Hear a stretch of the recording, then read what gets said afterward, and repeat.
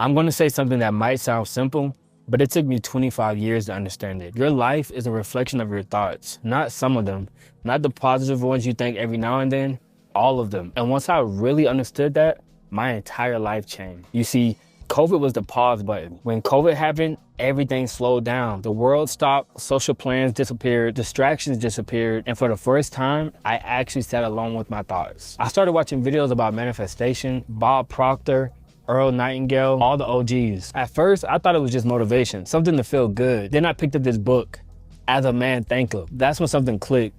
Thoughts become things. The core idea of As a Man Thinketh is simple. A man may think he can hide his thought, but his life will always reveal what's going on inside his mind. Your bank account shows your thought, your relationship shows your thought, your health shows your thoughts, your habits show your thought. Your life is the receipt, and whether you like it or not, you ordered this. You see, your mind is like a garden. If you take care of it, it becomes beautiful. If you ignore it, it grows wild. Either way, it will grow. Most people don't plant seeds on purpose. They just let weeds grow. Fear, doubt, comparison, scarcity, anger, and then wonder why their life feels chaotic. What we call normal is actually destructive. Once I start to understand that thoughts become things, I started to look at normal life differently. Think about it. If you eat honey buns and junk food every single day, your body slowly breaks down. Everyone understands that, but we don't apply that same logic to the mind. We scroll negativity all day. We listen to destructive music. We consume fear-based news. We sit around people who complain nonstop, and we call that normal. But your mind works the same way your body does. What you consume becomes you. And here's the thing.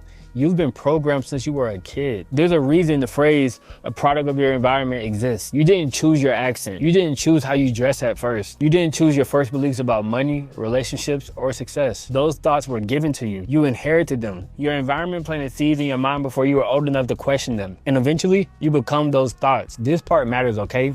Music is programming. This part makes people uncomfortable, but listen carefully. Have you ever studied while listening to lo-fi? Why do you think people study to that and not rap? It's because lo-fi creates space for thought. Lyrics don't. When you listen to music with lyrics, you're letting someone else think for you. You're letting someone else speak directly into your subconscious. And that doesn't mean all music is bad, but you need to be aware of what's being said. Words become thoughts become behaviors. And movies prove this. You ever leave a movie theater feeling different? You watched a fighting movie, now you feel aggressive. You watched a spy movie and now you feel confident. You watched a luxury movie and now you want more out of life. That's not random. Thoughts were impressing your subconscious and now they're acting out in reality. And this is why content matters. You're always being influenced. Whether you realize it or not, you're always being programmed by music, by social media, by friends, by your environment. The only question is, are you choosing the influence or is it choosing you? So how does this apply to your life? Here's the shift, okay? If you start consuming content that aligns with who you want to become, books, videos, conversation, you'll start thinking like that person, just like a movie. You'll spend money like that person, you'll move like that person, you'll build habits like that person. At first it feels forced.